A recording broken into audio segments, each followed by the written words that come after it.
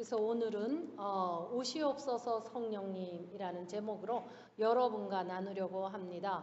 여러분들은 성령님과 함께 하십니까? 예, 우리는 성령님과 함께하는 성도들입니다. 그래서 오늘 이 말씀은 성령 강림주일에 성령 강림에 대한 이야기입니다. 예수님께서 제자들에게 미리 약속해 주신 바 있습니다. 그리고 또한 요엘 선지자가 예언한 것에 대한 성취이기도 합니다. 마지막 날에 내가 내 영을 모든 사람에게 부어주겠다라고 이야기합니다. 너희의 아들과 딸들은 예언할 것이요 너희의 젊은이들은 환상을 볼 것이요 너희의 늙은이들은 꿈을 꿀 것이다라고 예비하셨습니다. 그날에 내가 남종과 여종들에게까지도 내 영을 부어주겠다. 그러면 그들은 예언할 것이다 라고 하였습니다. 우리는 성령을 받는 거에도 어떠한 차별이 있지 않습니다. 높음과 낮음이 있지 않습니다. 우리의 직분에 따라서 받는 것이 아니라는 것입니다. 또 내 위로 하늘에서 기이한 일을 아래로 땅 위에는 표적을 보여줄 것이다 라고 하셨습니다. 피와 불과 짙은 연기가 있을 것이다. 해가 어두워지고 달이 핏빛으로 변할 것이다. 이 일이 일어난 후에 크게 영광스러운 주님의 날이 올 것이다 라고도 이야기합니다. 그러나 누구든지 주님의 이름을 부르는 사람은 구원을 얻을 것이다 라고 이야기했습니다. 여러분들은 어떤 상황에서도 주님의 이름을 부르는 사람이어야만 하는 것입니다. 어떤 상황에서 내가 나의 생각으로 결단하고 나의 생각으로 이야기하고 내가 내 생각으로 해결하려고 하지 않는다는 것입니다. 만약에 내가 그렇다면 나는 성령의 사람이 아니기 때문인 것입니다. 성령이 우리 안에 내재하면 우리는 주님이라고 부른다고 이야기합니다. 그런데 여기서 말하는 이 주님은 내가 간절히 나의 주님, 나의 모든 통치자 되시는 주님을 이야기하는 것입니다. 많은 크리스찬들이 크리스찬으로서 교회 생활을 하면서 습관적으로 주님이라는 말을 많이 부릅니다. 하지만 하는 그 의도와 그의 뜻에 대한 주님이 아니라 성경에서 말하는 주님은 나의 모든 것입니다. 그분이 나의 주인이라고 하는 것입니다. 그것은 성령이 내재하지 않고서는 성령의 능력이 아니고는 우리는 예수 그리스도를 주님이라고 말할 수 없다라고 성경은 기록되어 있습니다. 그랬더니 어느 분이 나는 주님이라고 합니다. 그래서 내 안에 성령이 계십니다라고 이야기하시는 분이 계셨습니다. 그러면 우리는 성령이 그분 안에 계신다고 우리는 믿어주어야 되겠죠. 그리고 그분이 어떠한 열매를 맺는 삶을 사는가를 보면 또한 분별이 되게 되어 있습니다. 구별되어 있다라는 것입니다. 성령은 우리를 성별하십니다. 또 구별하십니다. 이것이 바로 성령님이십니다. 성령은 우리에게 차별이 없이 우리에게 주시지만 그 성령이 우리 안에 임하면 우리 자신을 성별한다라는 것입니다. 옳고 그름을 알게 하신다라는 뜻도 그 안에 포함되어 있다라는 것입니다. 그래서 그 결과 그들에게는 성령이 바람과 같이 임했습니다 라고 되어 있습니다. 그들은 성령 세례를 받았을 뿐만 아니라 성령 충만함을 받았습니다. 이 성령 충만함이라는 것은 꾸준히 우리 안에 있는, 그래서 항상 충만되기를 바라는 우리가 그러한 기도를 드릴 수밖에 없는 것이, 성령 충만하지 않으면 우리는 사뭇 잘못 갈 수 있기 때문인 것입니다. 성령 강림의 사건은 제자들의 삶에 있어서 분수령 같은 것이었습니다. 폭발적이었습니다. 그들의 삶이 뒤집어지는 계기가 되었다라는 것입니다. 여러분들은 예수 그리스도 믿고 삶이 뒤집어지는 일이 있었습니까? 그것이 성령을 만나는 것입니다. 성령이 내 머리 위에 내려오신 것입니다. 그리고 그러한 사람들은 그것을 교회라고 하는, 성전이라고 하는 그릇으로 만들어진다라는 것입니다. 이전과는 전혀 다른 모습으로 나타나게 되었다라는 것입니다. 오순절 성령 강림 사건의 역사의 배경을 우리가 한번 보면 예수님께서 약속하신 성령을 기다리며 마가다락방에서 모여 기도하던 120명의 성도들이 성령이 임한 사건입니다. 여기에 오순절 성령 강림은 매우 중요한 의미를 갖고 있습니다. 오순절은 6월절 다음에 계산하면 50일째 되는 날이라고 합니다. 구약 성경에 매추절, 칠칠절 이러한 이야기 들어보셨죠? 요새 성경 봉독하시면서 많이 나오는 이야기입니다. 매추절과 칠칠절 또는 처음 익은 곡식을 드리는 날이라고 부르는데 이유는 이때가 보리를 수확하는 시기이기 때문인 것입니다. 유대인들은 오순절을 지킴으로 약속의 땅 가나안의 첫 수확을 기념하기 위해서 하나님께 감사의 예물을 드립니다. 오순절은 출애굽한 이스라엘 백성들에게 새로운 삶을 출발하는 의미의 아주 뜻깊은 날입니다. 이처럼 오순절은 성령 강림은 교회 시대의 새로운 장을 여는 뜻깊은 사건이 우리에게도 이루어진 것입니다. 또한 예루살렘의 이 절기를 지키려 몰려든 사람들이 너무나 많았다고 합니다. 그래서 인사인해를 나누었다라고들 이야기합니다. 성대한 축제가 벌어졌을 것입니다. 바로 이때에 많은 사람이 모여 있었고 그리고 축제가 일어나고 있는 그 모임에 바로 그때 성령 강림의 사건이 일어난 것입니다. 성령 강림은 교회 역사상 가장 기쁜 사건이 아닐 수가 없습니다. 이 사건을 통해 우리에게 구원이 이루어졌기 때문인 것입니다. 그래서 오늘은 모두가 레드입니다. 빨간색입니다. 성령의 색은 빨강입니다. 그래서 오늘은 가장 여러분들이 기뻐해야 하는 그러한 날입니다. 그렇기 때문에 여러분들이 이 날을 기념해야 되고 오늘 이 날이 여러분들에게 없어서는 안 되는 날이고 이 날이 있기 때문에 여러분들이 어떠한 고난과 어떠한 괴로움과 또 어떠한 실수를 해서 내가 넘어졌다 할지라도 일어날 수 있는 그러한 힘이 오늘 이 성령 강림주일에 있다라는 것입니다. 왜? 우리는 이 날을 기억함으로 인해서 우리의 첫사랑을 회복할 것입니다. 맞습니까? 성령 강림하는 이 형상을 보면 율법이 시내산에서 공포되는 모습과 매우 유사합니다. 시내산의 현연한 사건에서 우레와 번개와 나팔 소리로 인해서 온 산이 진동하고 연기로 자욱하였다라고 기록되어 있습니다. 여호와께서 불 가운데서 계셨다라는 말씀이 묘사되어 있습니다. 오순절 다락방에 성령이 임할 때 갑자기 하늘에서 세찬 바람 같은 소리가 나고 불의 혀같이 갈라지는 것이 각 사람에게 임하는 것을 나타내는 표현을 합니다. 이 두 사건의 공통된 것은 특징은 백성들이 혼연일체가 되었다라는 것입니다. 그냥 일어난 것이 아닙니다. 온 마음을 다해서 하나가 되었다라는 것입니다. 온 마음을 다해서 하나님께 기도하고 있었다라는 것입니다. 그때 이스라엘의 백성들은 율법을 받았고 기독교 공동체들은 방언을 받았습니다. 이 현상들은 구약과 신약에서 각기 신의 현현을 나타내는 유일회적인 독특한 현상으로 모든 인간에게 대한 구원 행동을 의미하는 것이다라고 기록되어 있습니다. 여러분들, 우리는 이렇게 놀라운 사건 앞에서 기적을 맛본 사람들입니다. 여러분들이 어떤 기적을 원하십니까? 혹은 세상에 있는 기적을 원하십니까? 아니면 하늘에서 뭐가 뚝 떨어지는 기적을 원하십니까? 우리는 그러한 기적을 원하는 사람들이 아닙니다.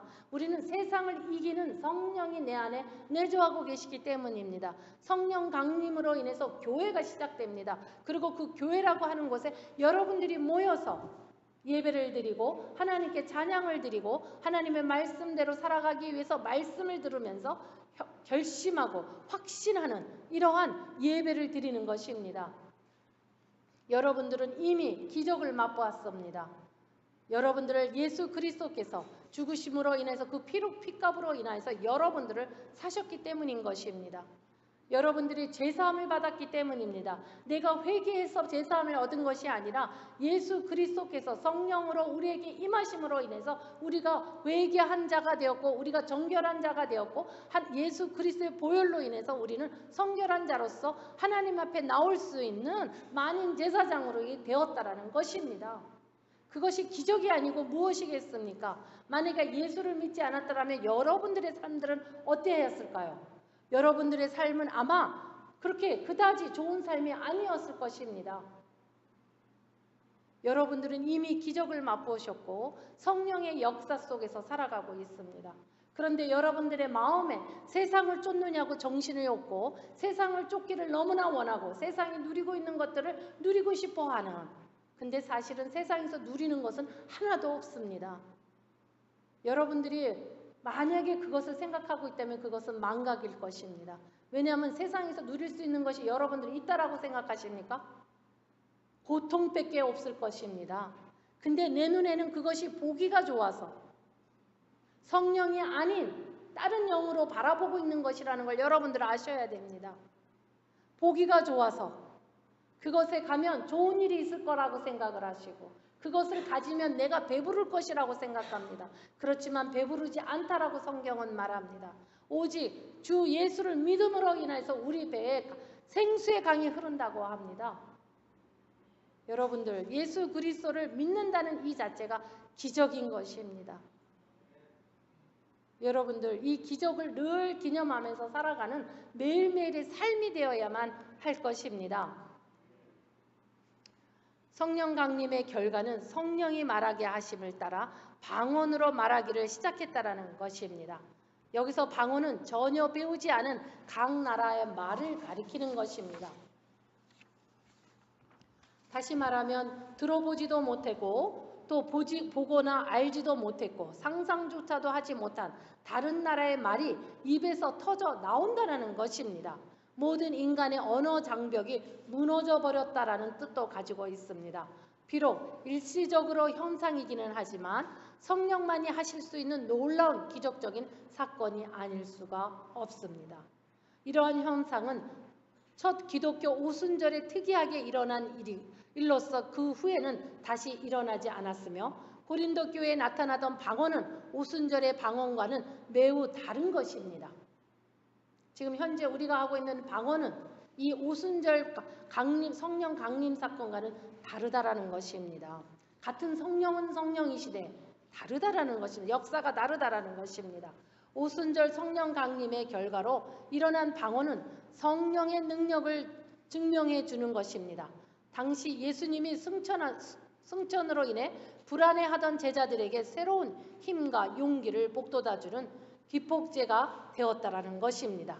이 놀라운 사건을 통해 하나님과 사랑과 하나님과 사람과 그리고 사람과 사람들을 가로막고 있던 모든 장벽이 무너지고 복음이 온 세계에 전파되어야 하리라는 것에 대한 깨닫게 된 것입니다.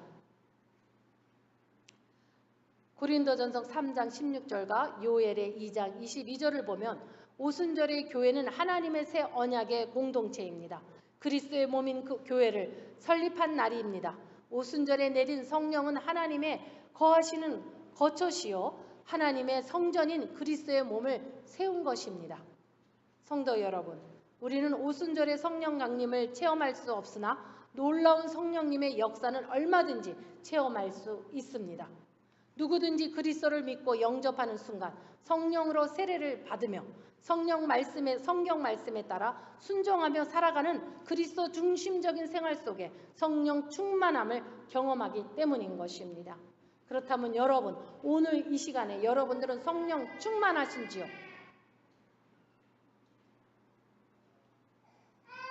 어떻습니까? 성령 충만하십니까?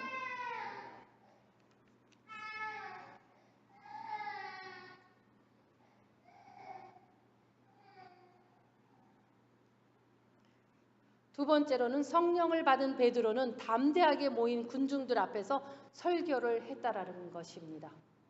여러분이 아시다시피 베드로는 낙심되어서 자신의 본 직업인 어부로 돌아가 낚시를 하고 있었습니다.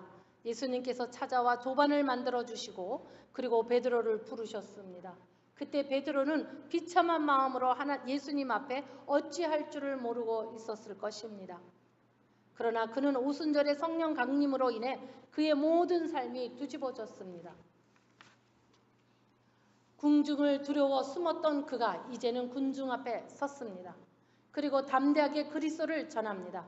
설교의 핵심은 예수님이 메시아 되심에 대해서 이야기했습니다. 그리고 너희가 십자가에 못 박은 예수를 하나님이 살리셨다라는 것으로 회개하라라고 이야기했습니다. 그리고 세례를 받으며 제사함을 받으라라고 담대히 증거했습니다. 성도 여러분, 용기를 내십시오. 예수님이 잡히던 날 모든 제자는 도망했습니다. 특히 베드로는 어땠습니까? 예수님을 버리지 않겠다고 호언장담했으나 3번이나 부인했습니다. 그러나 성령 강림으로 인해 두려운 마음이 사라졌습니다. 숨었던 자리에서 일어났습니다. 그리고 전도할 용기가 생겼습니다. 큰 확신이 생겼던 것입니다. 예수님을 전하지 않고는 견딜 수 없는 마음의 동료가 일어났다라는 것입니다. 성도 여러분, 일어나십시오. 지금까지 여러분은 성령 받기 이전의 제자들처럼 실패하는 삶을 살아오지는 않았습니까? 또는 전도하고 싶은 마음이 있으나 무엇을 전해야 하며 어떻게 전해야 할지를 모르고 어찌할 바를 모르고 있지는 않았습니까? 전도할 용기조차도 생기지 않아 신앙의 회의를 느낀 적은 없으십니까? 오순절 성령 충만함을 받아 세상을 삼킬 듯이 기세로 거침없이 살아가는 사도들의 삶이 부럽지는 않습니까? 이제부터 성경 공부를 통해 성령 충만함을 구하십시오. 우리의 성령 충만함은 성경을 모르고는 알 수가 없습니다. 하나님을 알지 못하고는 성령 충만할 수가 없었기 때문인 것입니다. 그래서 여러분들은 성경 공부를 통해서 성령 충만함을 구하셔야만 합니다. 그러면 성령님께서 내재하시는 한 우리가 일어나 예수님을 전하지 않으면 못 견디게 될 것입니다. 후하게 주시는 하나님께서 자신에게 구하는 성도들에게 성령 충만을 주셔서 세상을 감당할 수 없는 그리스도의 군사가 되게 하실 것입니다. 여러분들 일어나십시오. 그리고 용기를 가지십시오. 그리고 예수님을 전하십시오. 그래서 그 전함으로 인해서 여러분의 신앙에 확신을 가지십시오. 그래서 어제의 신앙이 아닌 오늘의 신앙으로 뒤집어지십시오. 그래서 성령 충만함을 받아서 세상으로 나가십시오. 성령 충만하시기를 주 예수 그리스도의 이름으로 축원합니다. 묵상하겠습니다.